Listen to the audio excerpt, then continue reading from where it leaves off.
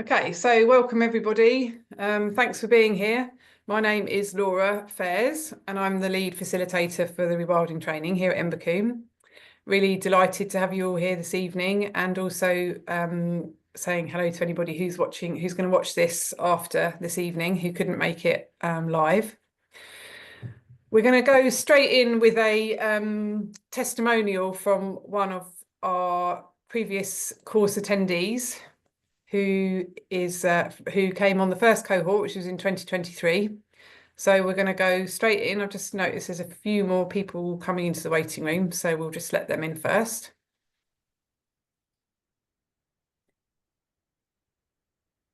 And just to say that we have Law, who is from Embercombe in the background on technical. So if any of you are having any challenges, please do feel free to put in the chat and they will try and help you out.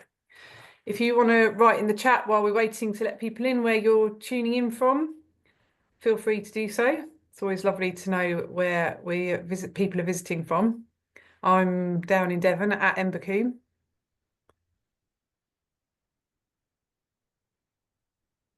Okay, so I'm up in Wensleydale, but actually I'm from Gloucestershire. Oh. I'm here with my dearest aunt. How old are you? 88. What do you say? Oh, hi, Auntie. Thanks for being here. That's Mary and Alice. Yeah. Thanks, Alice. Hi, Debs, Philip, and Claudia, Jack, Katie. Oh, hi, Katie, all the way from Portugal. Nice to see you again. Mary in North Devon. Ingrid, hi, Wokingham. Great. Thanks, everyone. So we're going to kick off with Edwina. So, Laura, if you can stop sharing our slides, please. And yeah, I just wanted to welcome, we've got 3 people here, 1 alumni and 2 who've just finishing the course as we speak this week. So thanks so much for being here, Katrina, Richard and Edwina. We're going to kick off with Edwina. Go for it. So hi everybody, my name's Edwina Dunn, and I did the course, the very first course in 2023, and at the time I had read some books on rewilding, and I got so hopeful and excited that there was this way out of the crises that we were facing, and I just really wanted to be part of it. But I'm a lawyer, I'm not an ecologist, and I thought, well, what use can I be? I don't have land. And so I started to try and learn about rewilding and tracked down as many rewilders on LinkedIn as I could, one of whom was Kane Blythe, who teaches on the course. And then I found myself on this webinar 2 years ago, and I decided to do the course, and was sort of immediately struck by being part of this group of people, 50 people who were nature nerds just like me, desperate to be part of the solution and be part of the rewilding movement. And we got loads out of the course, practical skills. We learned how to be proxies for beavers, and we learned how to do ecological surveys, and we learned about the history and the politics of land use in the UK. But there was, what was really sort of the priceless takeaway from this course for me was the community of people that sort of formed around this topic that we were all passionate about. And 2 years on, it's still my favorite WhatsApp chat, and it's just this group of sort of like-minded, supportive people, a hive mind of knowledge, offers of support sort of in every direction. And I think that that was sort of an unexpected takeaway, but something that I've really sort of cherished and has sort of helped to carry me on my rewilding journey. And I'm so proud of our group. We have people, Nicole is off doing the Teen Valley Facilitation Fund with Elliot, who taught on the course. Stephen has taken his family farm and gotten us all involved in helping to rewild it. Rob is getting beavers back to Essex. Dave has got his dream job in conservation. And this is just sort of, it's sort of just all this this wonderful projects have come out of this course. And so, because I think it's quite hard to communicate that to a group of people before you go on the course, I decided to make a video, a sort of testimonial, and I got everybody from our cohort to contribute. I did it for a conference that I spoke at in Berlin, where I'm based. And so I just wanted to share it with you because I think that that probably speaks louder than words. So I'll hand over to Laura to share it now.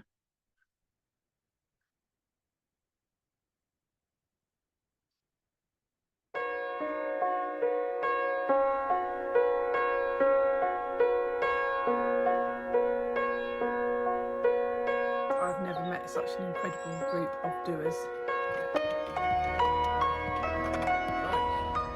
I've become a rewilder to save the planet.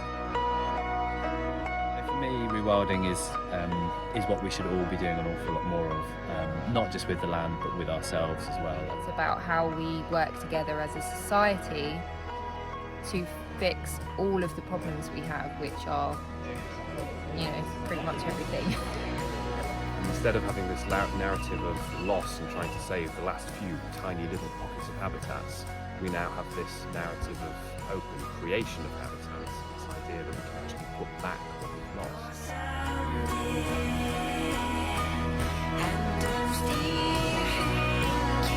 I was lucky enough to go on the Embercombe Rewilding course and I've met a fantastic community of people through that. It's really lovely, it makes you feel like you're in a community.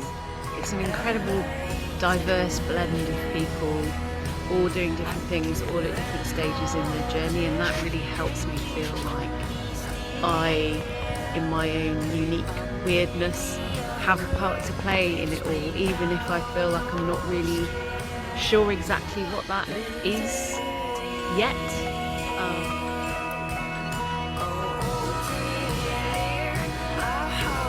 Together it feels like we might actually have a chance of helping others to realise that thriving natural processes and abundance are the only thing that will enable humanity to survive. And never has there been such a group of authentic humans. For me, it's a lifeline into the topic of rewilding.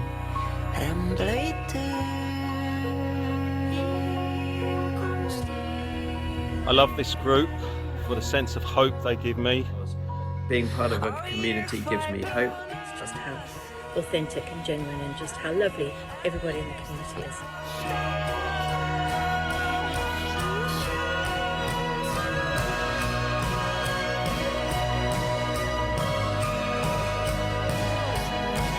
Rewilding for me is about reconnecting people with the land. It is an opportunity for so many people who are passionate about the health of our ecosystems and piecing them back together to come meet each other. This is going to change everything. We could probably save the world if everybody does this course.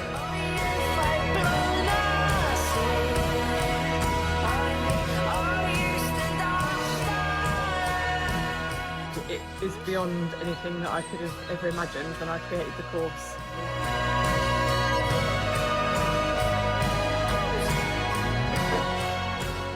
Being part of this group has changed the tone of my life, from thinking about the collapse of civilization and the collapse of biodiversity to working for the non-human beings with other human beings.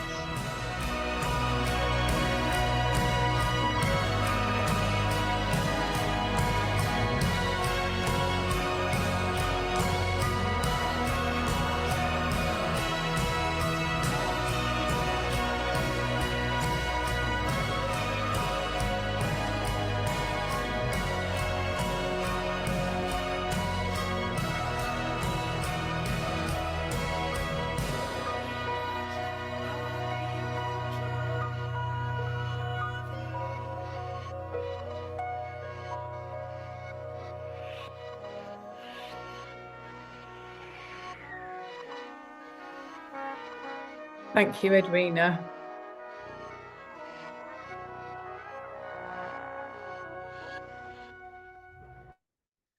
So thanks, Edwina, for sharing your video with us, well, for making the video in the first place, but also for sharing that and your thoughts on the course.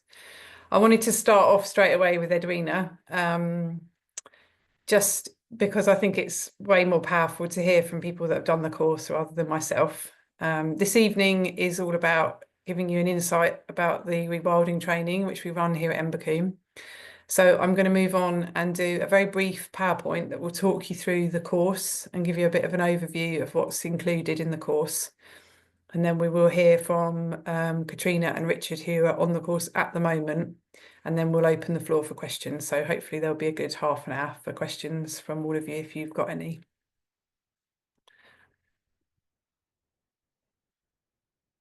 So the rewilding training, thanks, Laura.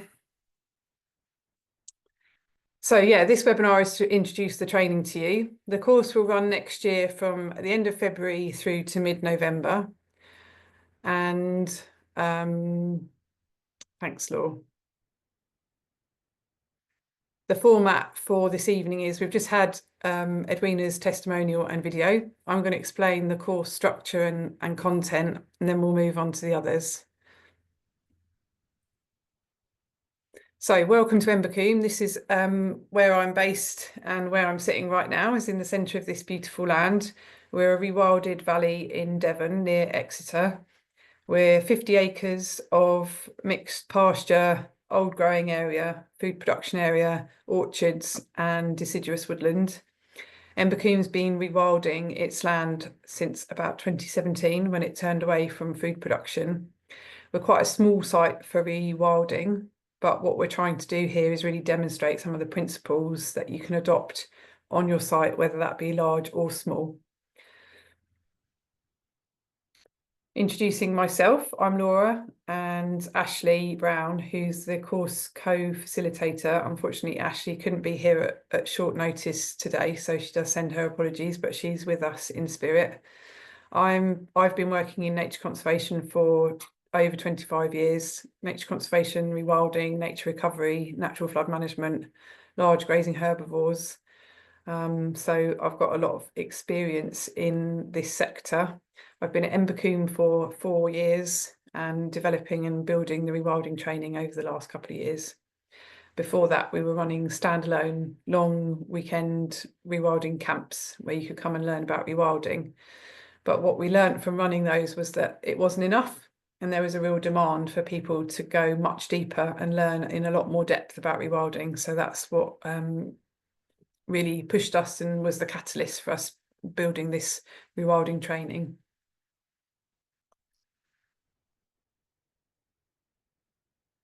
So I'm just gonna, this will be a bit of a whiz through, but at the end there'll be plenty of time for questions. So, and we will make sure that you get a copy of this recording if you want to go back. The course is 7 modules long and it's a blended programme, so a mixture of online and in-person events. The in-person long weekends take place at Embercombe in Devon, and they are the beginning of May, the beginning of June and the end of October.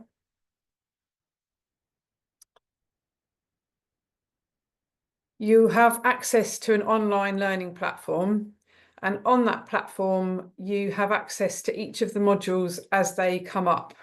So as you'll have access to the lessons that you need to cover in advance of the live sessions for 1 week before the actual live session. So within that learning platform, there's a recorded lesson from the teacher, which you have to watch or have access to watch before the live session.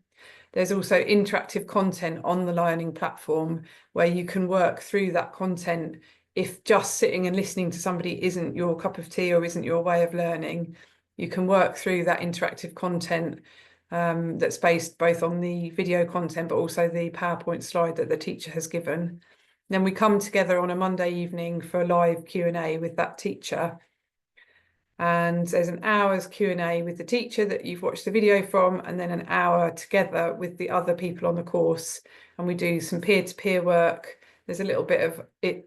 I'm going to use the term homework. It's not really homework in the sense of having to do any writing, but there's some reflections at the end of each of the videos for you to think about before you come to the live session.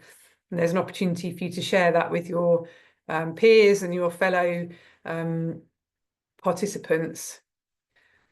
And then we come together on the residentials, and those run from a Thursday to a Sunday.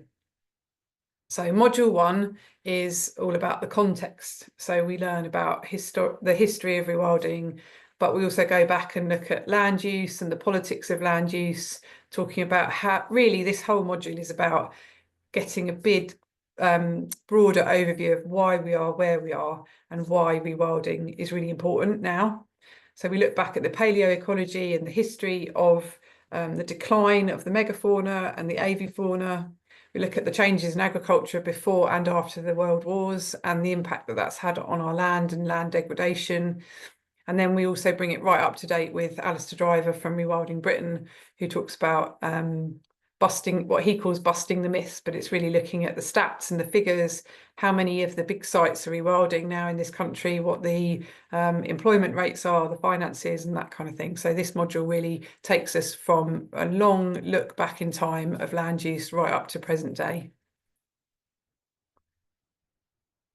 Module 2 is all about getting to know the land. So we're looking at degradation, how to assess that and the causes of it. We look at mapping and monitoring and surveying and the importance of getting to know land if you take on a project. And we really start to think about visioning and what you might want from a rewilding site if you were either involved in one or if you had your own land. Module 3 is our first residential, and that's when we come together here at Embercombe and we look at rewilding principles, but also we have a really great couple of days out on the land, practical, getting your hands in the soil, learning about the mycelial network, and also some practical data collection. So some of the theoretical stuff that we've covered in Module 2, you get an opportunity to really get your hands on and give it a go. Right from some really quite simple ways of setting up surveying and monitoring on a rewilding site. And we also look at making sure that everybody on the course, so no matter what your experience or where you're coming from, really bringing everybody up to speed on some of these terminology around natural processes, keystone species, cornerstone species, and what it means to have a dynamic landscape. We have a couple of weeks to recover, and then we come back together again for module 4, which is also a residential. And this includes a site visit to another rewilding site. And we also focus in on grazing, herbivores, proxy species, how we might act as a proxy if the sites we're looking at are smaller, and then the role of when it might be right to bring other species back in. And that's not just the big guns in terms of beavers, but also looking at plant species reintroductions, maybe smaller invertebrates and some of the smaller mammals as well. We have, again, some great practical sessions out on the land where you get to learn how to really do some of this work yourself. The rewildings, the residentials at Embercombe take place here at our venue. We're a rustic venue. Our accommodation is in 2 yurt villages. The yurts are beautiful inside, and that'll be shared accommodation for most people. We come together and eat communal meals, which are cooked for you by our dedicated kitchen team. All of our food is prepared with a great deal of love and soul, but we come together at mealtime and we share our meals within the cohort. There's also space for you not only to go out on the land, but also some space to breathe and reflect and consolidate your learning as well. So the cadence of the course is carefully crafted to bring together all of the learnings. Module 5, after our residentials, we come back together online and we start looking at some of the challenges around rewilding, including how we work with our neighbours, how we might engage with other people, whether they're in favour of rewilding or not. We've got some great work on diversity and inclusivity. And again, this module doesn't shy away from some of those challenges, and it doesn't have all the answers, but really is an opportunity to start to get your brains thinking about some of those challenges and how you might approach them. We also talk about how you might obtain land or work with others to get hold of land for rewilding. And we have Rebecca Wrigley from Rewilding Britain talking about advocacy and making rewilding happen on a large scale in society. Module 6 is all about the money, all about the finances. and we look at different ways of funding rewilding, different agri-environment schemes and grant schemes. And we've got some great speakers on this module with Ben McDonald and Kane Blythe from EcoSulis and Credit Nature, and also Ambios down here in Devon, which is a conservation and rewilding education organisation. So this is really starting to get our brains in gear thinking about Module 7, which is all about your own project. And yeah, Module 7 is a blended module, so it's partly online. We have 2 online lessons, then we come together for the final residential, which is the part that we've just had here at Embercombe this weekend gone. So hopefully Richard and Katrina will be still feeling that the hope and inspiration of that coursing through their veins. And really Module 7 is, we start to put Module 7 in place actually around Module 5, where we ask anyone on the course to put forward a site if they have one. And that could be your own site, it could be a community site, it could be a site for your job. And people put forward their own projects or their own rewilding sites. And then we form small groups who are going to make that site become a reality. And by the time we get to Module 7, the idea is that you bring together all of your learning and you start to create a rewilding plan for a real life rewilding site. And then in that project, you then have this legacy of the course, which is that you then, when we finish the course at the end of Module 7, you go out into the world with a ready-made group of people that you're working with on that project and you make that come to fruition. So it's a really impactful part. There's a kind of learning objective of this module of how to make the plan and what you might need to know, but there's also the legacy part, which is actually going out and doing it afterwards and knowing that you have others to rely on as a result of it. So that's a real quick whiz through of the modules, and I'm just going to put a list up here of the teachers as well. Thanks, Laura. These are the teachers that teach the lessons.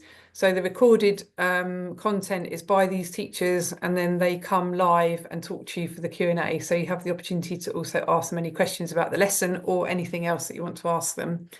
I just wanted to put a note in here that Dominic Buskell from Wild Ken Hill, he has actually stepped away from the course, but we will continue to use his recorded content. So although the recording will be with Dom, but he's taking on some other challenges, which he's just going to step away from the training for a couple of years, and he is going to help us to find a replacement who's going to lead the Q&A so that he feels there's some continuity and brings in some other experts. So at the moment, that's to be confirmed. We've got some great names in the potential pot, but I won't mention them here because we don't know they're definitely going to be in place yet. But I just wanted to highlight that so you know for sure who your teachers are.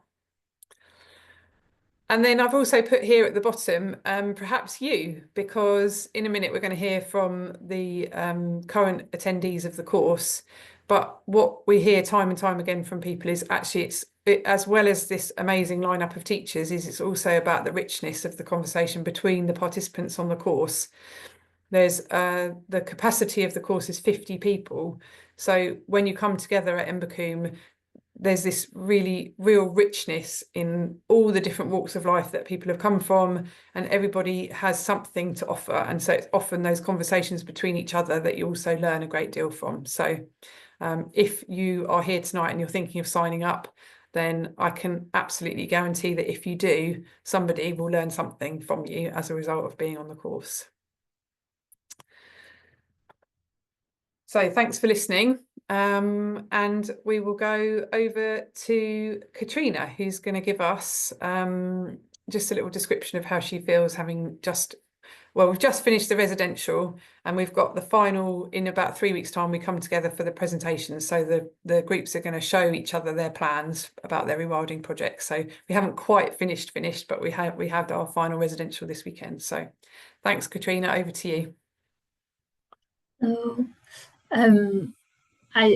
We have just come back from our residential and I 100%, I'm still kind of riding that high that Laura just mentioned. I also have a tendency to just chat for a lot longer than anybody needs here, so feel free to cut me off when you need, Laura. Hi everyone. When Laura asked me to kind of take part in this little Zoom, I was really pleased because hearing from people who did it last year and being able to ask questions directly of the people who had taken part in the course was kind of actually what helped me really decide that I wanted to do it. I said this to Laura the other day and she told me I shouldn't say it on the Zoom, but I can't remember where I saw the course, and like all honesty it kind of just like appeared to me somewhere online. I want to say LinkedIn, but I'm not entirely sure. And I just was really intrigued, to be honest. I had worked and did work in sort of like food and farming vaguely, and learned a lot about regenerative agriculture, and thought maybe this is something that could go hand in hand, even though we know that the R word doesn't go down very well with a lot of farmers. But I thought, maybe I can learn something from this and try and take that forward into the world. And I got so much more out of it than I could have possibly ever imagined. I think Edwina's what Edwina said, and also her lovely video kind of goes some way to show like the community get out of it. So I don't think I could say anything more than that, except for the fact that I'm like utterly obsessed with 50 people who are on our course, and I've just come back from the residential, and I just like can't stop thinking about all the things I learned from people and what they said, and how like it is hard to believe at this stage, but who could need 50 more friends at like 32? But it turns out I do. So like on a purely practical sense, like I didn't have much I didn't have like all the depth of knowledge in various ecology that a lot of people in the course did, and for a lot of us who didn't have that knowledge, it was quite intimidating. But like everybody was so open with their knowledge, and was really happy to share. So you learn so much, like the actual practical knowledge, just even nuggets here and there, and you can kind of pick up on what you're interested in as well. Because I know it's not possible for us to learn everything. I know that some people have really picked up on like the mycelium network, some people have really got into funding, so you can sort of pick the areas that you're most interested in, I think, which was really helpful. And also I couldn't make it. This was really helpful for me at the start. I couldn't make it to the second residential, and although it was really sad, and I'm hoping that maybe I can come back for your second residential, you can just pick up from other people what's happened. I mean, obviously it's best to go if you can, but like if you're worried about not being able to go to one of them, I don't think that should stop you doing the course. Just get in there and do it. I think it was Ollie from the first residential who told me that, and that was like the best thing that could have happened, because I just did it. And I think that this course I've learned a lot about rewilding, but I've also learned a lot about myself as well. And I've actually quit my job purely off this course, to be perfectly honest. It's given me this sort of like personal power to be able to do that, and like realize where I feel like I can make a difference. So like just even by looking through jobs online, the ones that I just would have like seen before and been like, that's kind of cool, and just gone past, I now, whether somebody gives me that job, that's another question, but I feel like I have the maybe like the gumption to just go for that as well. I don't want to step on Richard's toes, because I feel like he's got a lot to say as well, so I won't go into too much detail, but like, yeah, everyone's just been brilliant, and you learn so much. Like, I can't even say it in 3 minutes. And I just think that it is also overwhelming to go into a situation with 50 people that you don't know. But there also is loads of space when you're on that residential to just kind of like take the time you need and interact as much or as little as you want as well. So like at Embercombe, Laura creates a very like relaxing atmosphere to learn in as well. So if that's an anticipation, if that's something that kind of makes you a bit anxious about going into these situations as well, yeah, it's just a very relaxing way to learn. And I could carry on, but I think I should hand over to Richard before I just talk myself in circles. Thanks, Katrina. Okay, no problem. Thank you, Katrina, and good evening, everyone, wherever you are. Yeah, there is so much I could say about this course. I think I'll try to cover as much as I can in as short a time as possible. I think I'll start with the fact that when I read the course synopsis online, I got goosebumps. I remember that feeling of how can this training course cover all of this content? And it just felt such an exciting prospect. So I couldn't wait to attend this session a year ago, and I was absolutely buzzing at the time, and I came off that call feeling like it was absolutely the right thing to do. And sure enough, it has been. I think in terms of what I would say about the course is that the blend of online learning with the residentials works really well. I've really enjoyed those weekly calls of getting together, learning so much in those sessions, but having that rich discussion with my fellow course participants. The diversity of people that have joined the course is really worth mentioning, because as the others have said, that really does bring a richness to your learning experience. You will learn from each other, and you will challenge each other's perspectives in a really constructive way. So I personally feel that has really added to my learning journey and the experience that I've had, and have really looked forward to the residentials. That is the magic. The residentials do bring you all together in a way that really builds community, and what you would think a community is about. So it builds that sense of cohesion, a sense that you collectively can achieve great things. You can pull upon the diversity of your experience and your backgrounds, whether you're young, middle-aged, or older. You can all contribute to that discussion and believe together that you can change things. And I think that as I come to the end of the course, I'm even more empowered, and I feel even more able to make a change in the world. And just to give you a sense of my background, so you understand the context, I've worked in sustainability for 20 years. So this is my professional expertise. It is my background, and I have learned so much on this course, not just from the tutors, and obviously there are some rock stars there in terms of the course tutors at the leading edge of rewilding, and you'll learn so much from them. You'll learn so much from Laura and her colleagues, but you'll also learn from each other. As I say, you will challenge each other to constantly broaden your horizons, and importantly, to think big, because this course really makes you think about all the things that you individually and collectively can achieve beyond the course. So it's a 100% recommendation from me that if there's even just any doubt, I'm sure there isn't, but if there is any doubt in your mind, then I'm hoping that my words will convert that, and you'll sign up following this session, because you won't regret it. Amazing. Thanks, Richard and Katrina. And yeah, just to say to everybody watching, everybody that I asked to come tonight, obviously I knew that they were supportive of the course, but they all said to me, what would you like me to say? And I said, I'm not going to tell you what to say, just say whatever you want. So nothing that's been said tonight has been scripted or prompted in any way. So this is people's genuine experience of the course, and that's why I brought them in, because I could sit here and talk for half an hour about the course, but I feel it's much more powerful to hear from those people who have gone on it. So we've got one more little snippet video to play to you, which is from Shanez, who was due to be here tonight but has had a family situation, and so she just sent over this video for us to play out about her experience on the course as well this year. And then we'll hand over to you guys for questions. Thanks, Laura.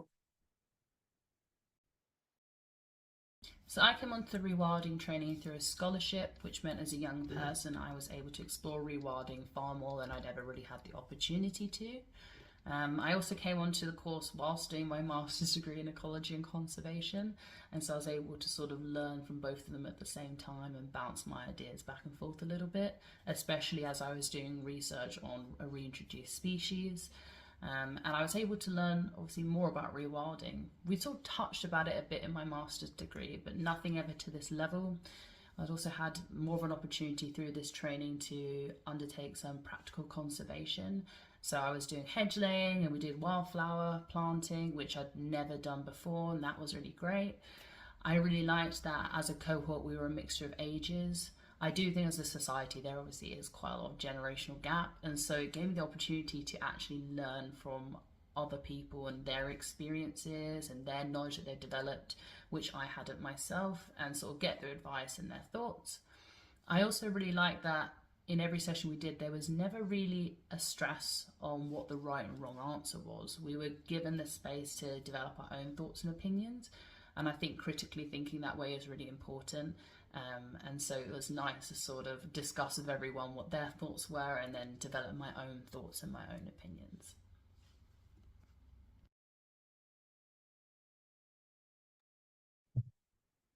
Thank you. So thanks, Shanez. I know she's not here, but thanks for taking the time to record that video for us. So over to you guys. Laura, can we put it onto gallery, if that's okay, so we can see everybody?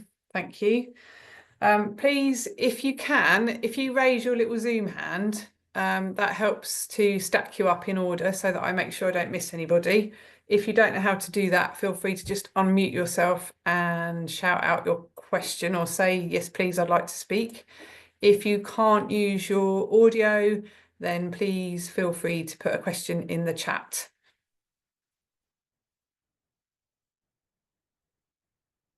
Who's going to kick us off?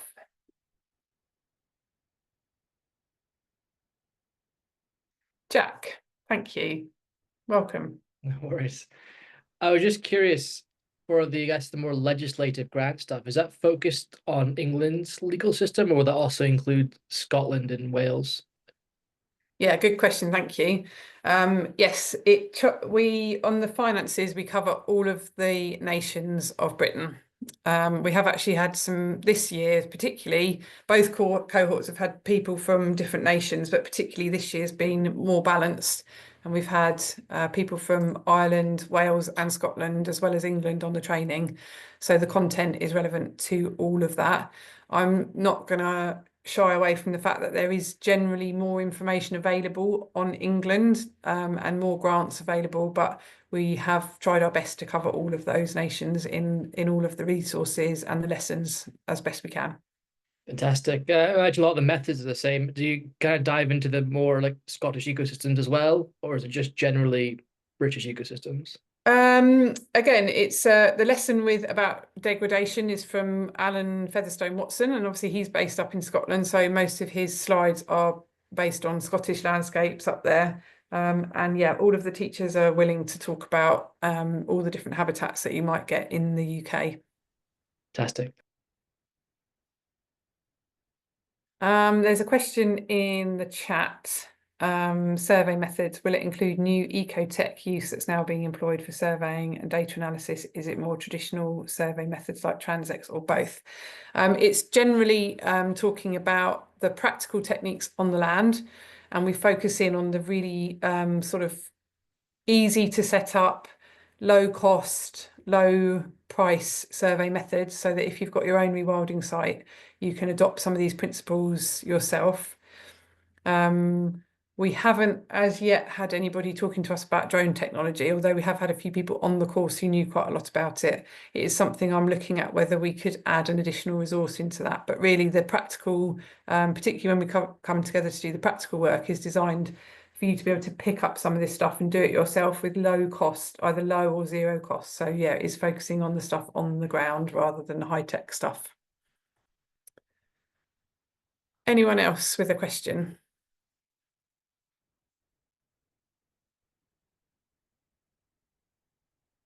Someone's put in the chat, how do you explain the realistic ratio or tensions between food production land and rewilding land in England, the UK going forwards? Okay, so this is a question that always comes up when we talk about rewilding. Sort of how does food production fit in a rewilded landscape?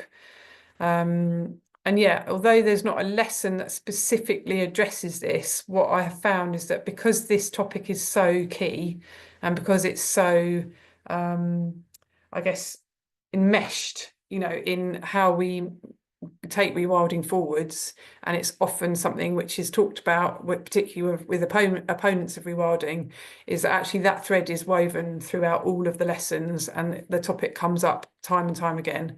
So for all of those topics that I talked about with all the different modules, that element about food production is sort of, I guess, is a thread that is running through, along with many other things such as stakeholder engagement, opponents of rewilding, consulting with your community. All of that stuff is woven throughout the course. So I hope that answers your question. Bear with me while I just catch up with some of the questions. Mary, you've got your hand up. Please do unmute yourself and ask your question. Okay, thank you. Yeah, I find myself in a slightly strange position. I've actually already signed up for the course, but I am really excited about starting it. I signed up because it's a passion of mine, but also I had been just about to buy a 4-acre piece of land adjoining my house.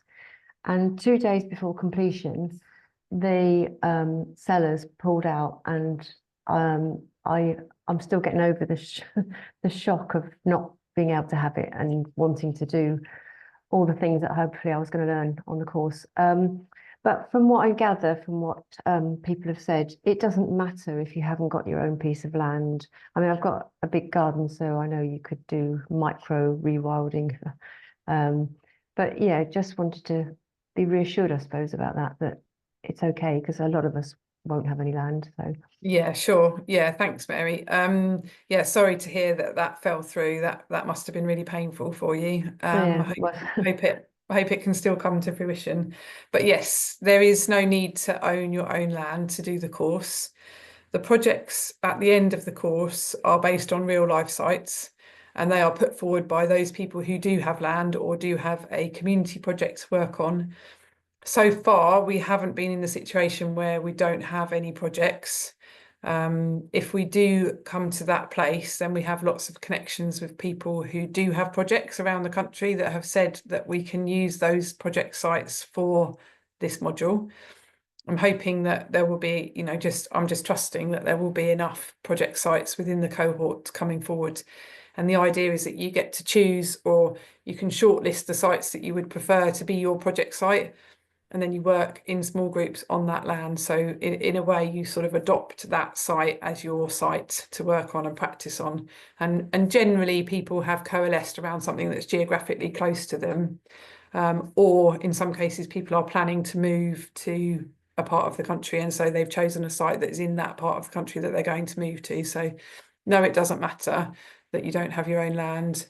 I've also noticed somebody's put in the chat about will it translate to the urban environment? And again, yes, a bit like the food production, this idea about urban rewilding or rewilding small spaces just comes up again and again and again throughout the course, because there are so many people who don't have acres and acres of land. So all of the conversations and particularly the peer-to-peer sessions where we reflect on the lessons, we can dive down into small scale rewilding, urban rewilding, farm rewilding, landscape scale rewilding, depending on what different people's needs are.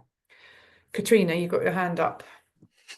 Yeah, I do have a question. Sorry, I was just gonna kind of back that up with I had kind of similar queries when I first started the course, and I think that what becomes apparent to you throughout doing the course is that like the principles of rewilding always remain the same, if not very similar, and you just kind of adapt those to where you are, and that kind of is the purpose, I guess, of the course. Like one of the key purposes is taking it and putting it into practice in your own space. So I felt like that was a thread that was coming up there with people. So I just wanted to also say, like, from my perspective, like I found it quite easier than I had thought to adapt my learning to specific spaces, even if it's like practically doing it or just looking at my garden and thinking, oh, I could do that better. So I just wanted to offer my 2 cents there. Thank you. Thanks, Katrina. A couple of questions in the chat, which Laura has answered about. Yeah, it is possible to stay nearby if you don't want to stay in the yurts. And yes, the residentials are 4 days. So the Thursday starts at midday and the Sunday finishes around 3-4 o'clock. Apart from the final residential, which starts on Thursday late Thursday afternoon, 4 o'clock on the Thursday, and finishes at 2 o'clock on the Sunday. So just a slightly shorter one on the October one. But yes, 4 days. And we really encourage people to attend all of the 4 days if they can. Obviously, we appreciate that sometimes that's not possible, but if you can, there is, I suppose the cadence and the weave of the learning takes you from that first day through to the Sunday. And we do have a camping field, so if you've got a live-in vehicle or a tent and you prefer to have your own space, that's also fine. Do you cover community consultation and engagement? Yes, that's in module 5. Richard or Edwina or anyone want to reflect on that module? Happy to say I think the engagement piece is at one of those kind of golden threads that goes throughout every discussion around rewilding, and it really features quite strongly in the course. One of the things that I probably was really focused on when I joined the course was the physical rewilding of the land, the restoration of land, and thought about it very much in that sense of the land is degraded and it needs kind of interventions to bring about restore those natural processes, ecological processes. One of the things I hadn't really thought so much about is people in that, and I found the background to land, the politics of land, all of that side of it immensely interesting and a real steep learning curve for me, and something that I rapidly got up to speed with.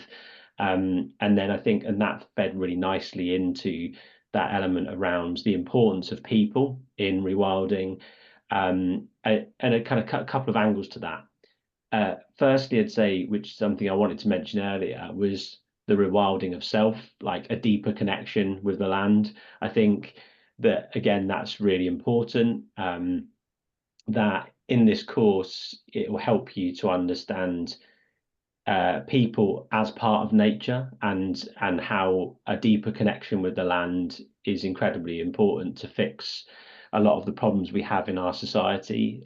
So it really helps you reflect on people as part of nature. And of course, the importance of engaging with communities when you are scoping a rewilding project. So, and we hear from some great kind of leaders in this area, companies like Nattergal, and they talk about the community engagement that they're doing in every one of their projects in order to make sure that that project is a success, and that community members surrounding those projects, or stakeholders more widely, are enabled to put input to these projects and make sure that their voice is heard. So yeah, it's absolutely features really strongly in the course. Thanks, Richard. Theo has asked, do you cover the topic of agroforestry or other holistic farming methods? I'm going to be really transparent. No, that is not part of the lessons. Again, the topic of regenerative farming and how it fits in with rewilding, and how we might transition our current system from an extractive, highly intensive food production system to one that combines rewilding and regenerative farming, comes up again and again and again. So it does get talked about a lot, and it's one of the threads, but no, there are no lessons specifically on those topics. So I want to be clear that this is not a course about agroforestry or regenerative farming. It's a course about rewilding. What I will say is that on the 2023 cohort, we had a regenerative farmer on the course, and he has actually gone away from the course and created a course as a result of this course about regenerative farming. And I'm going to put it in the chat in response to your question, Theo. Matt runs Henbant, which is in North Wales, and I know he does a lot of work around regenerative farming, and he has created a new course alongside Ash, who helped create this course, based on the same format as this course, about how to become a regenerative farmer. And I know they've got a webinar like this one coming up in November, so I'll point you in the direction of that as well, so you can have a look and see which one feels right for you. Scott, you've got your hand up. Would you go ahead and unmute yourself? Thank you. Thanks, Laura. Yeah, I was just wondering if you gave information about working with, say, Forestry England, and how that may work. For example, I'm based in the Forest of Dean, and in the particular area where I'm living, there's a lot of cherry laurel and rhododendron and stuff in the woodlands there, and I know they're trying to remove that or some of it, but to kind of work with them to maybe set up a project to try and help do things like that removal or anything else that may be useful.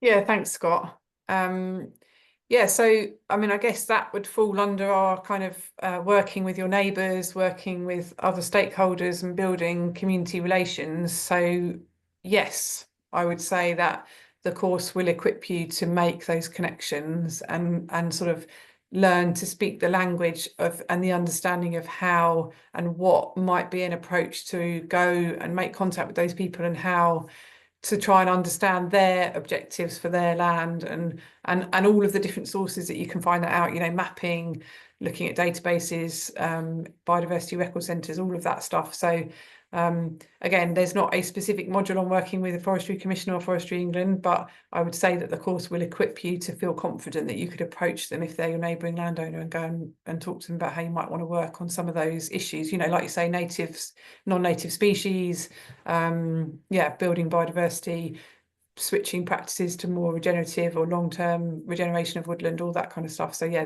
all of those things would be talked about and covered in the course. Thank you. Yeah. Edwina, do you want to reflect on that? I know you've done a lot of networking with other people since leaving the course. Yeah, just trying to unmute myself. I think my reaction to that was I want to put Scott in touch with Jerry, who's based in Forest of Dean, and Steve, who used to work for Forestry England. Yeah, I think there's so many opportunities to sort of reach out and cooperate with sort of other projects that are already ongoing. And yeah, via all our different cohorts, we have lots of contacts and ideas for how to do that. Amazing, thank you. Thanks, Edwina. Okay, I'm just aware of time, so I'm just going to try and look through the chat and make sure we've covered things. Who is the most successful student that's created a business? Philip, could you clarify that question? If you're happy to unmute yourself.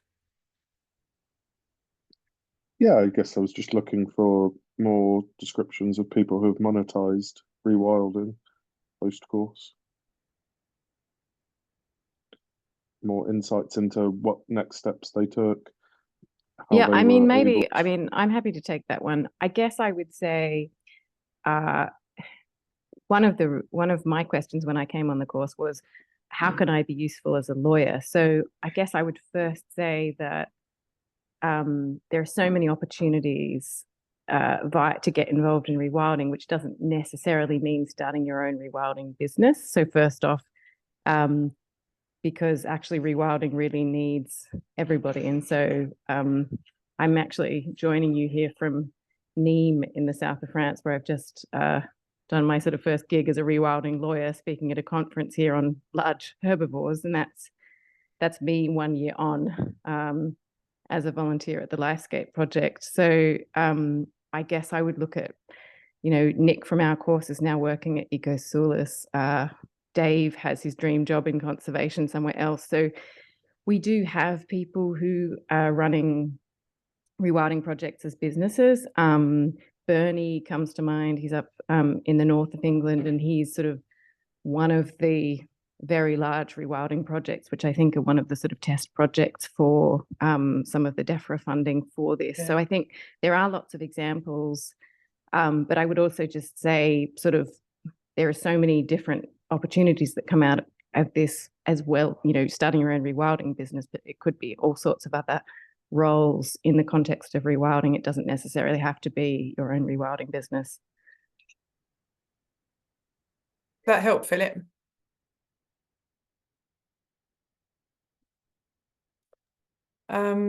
Jack, do you paint a picture of the rewilding stakeholder ecosystem and key players in the UK?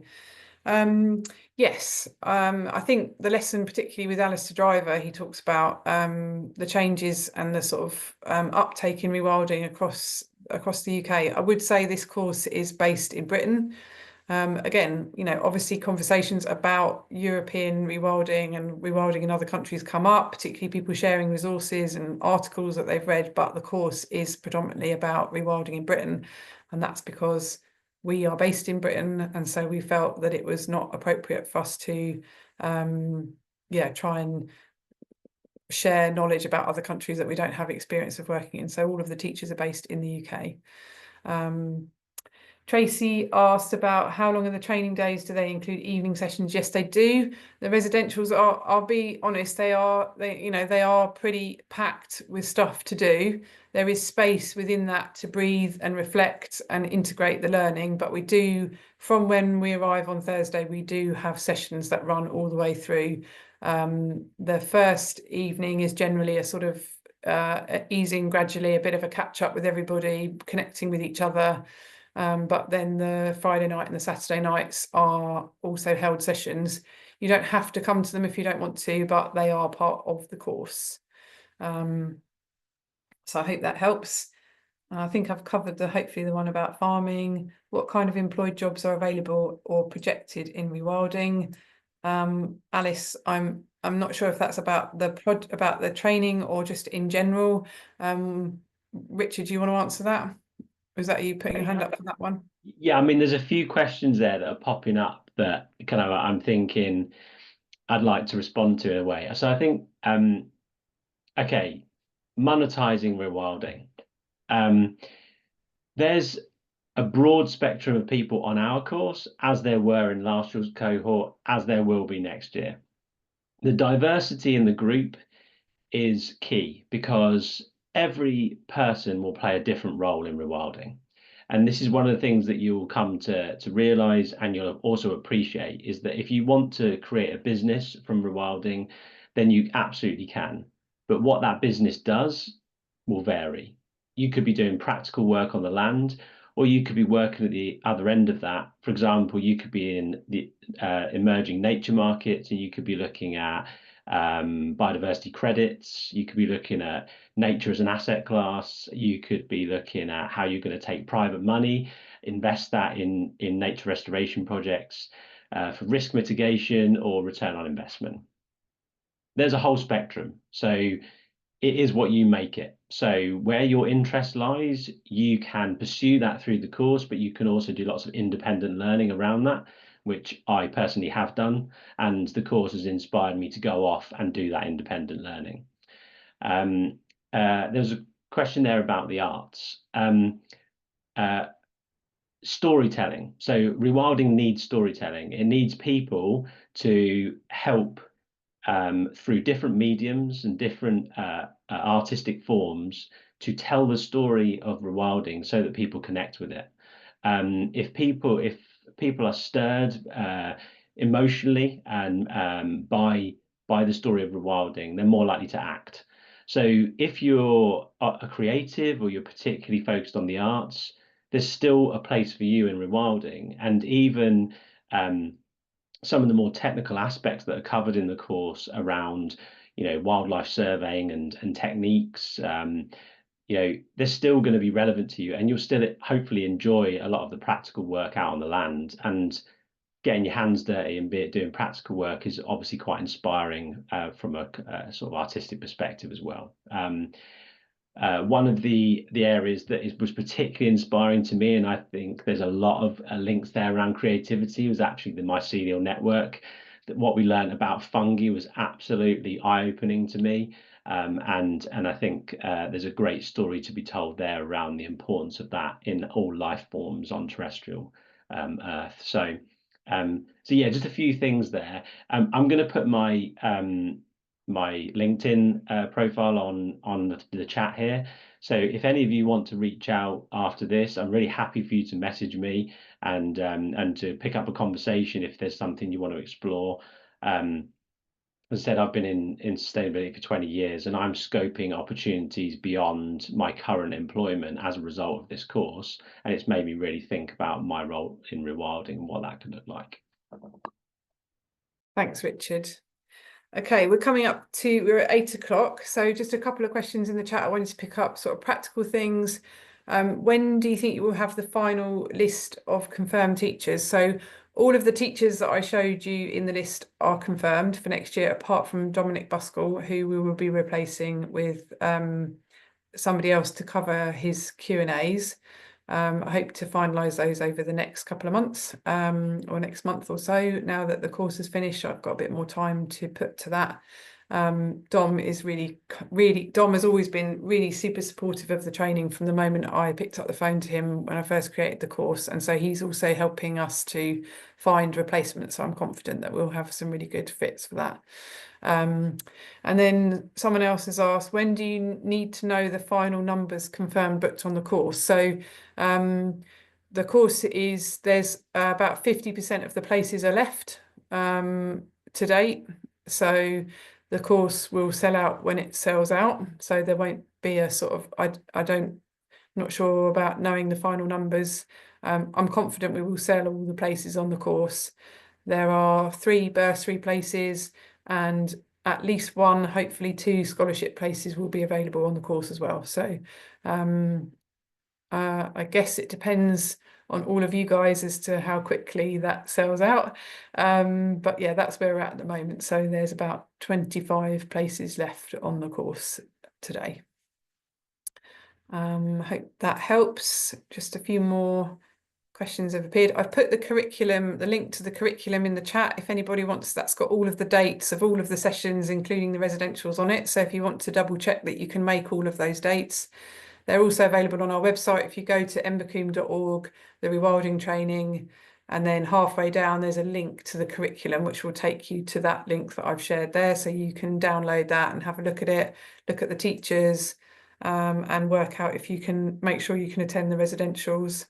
Someone's asked about dietaries. Yes, we can cater for different dietary requirements. It's just a few more. The max number of people at the residential is 50. Yeah, and I think that's it. Is there anyone else who's got a burning question they would like to ask before we close? I'm happy to stay on if there's anyone who wants to talk to me afterwards, but we'll close the session in a minute if there's no more questions. I hope you found this evening useful. I hope you found it inspiring hearing from Edwina, Richard and Katrina and Shanez. Thank you all for being here and giving up your evenings to support us. And yeah, there is no payment later, I'm afraid. So you are genuinely here out of your own passion. No, thanks for being here. And thank you all for joining us. I hope you found it useful. Please do reach out to us at Embercombe with any questions that come up after this.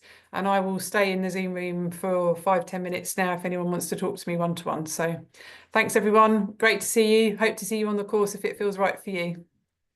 Take care. Bye.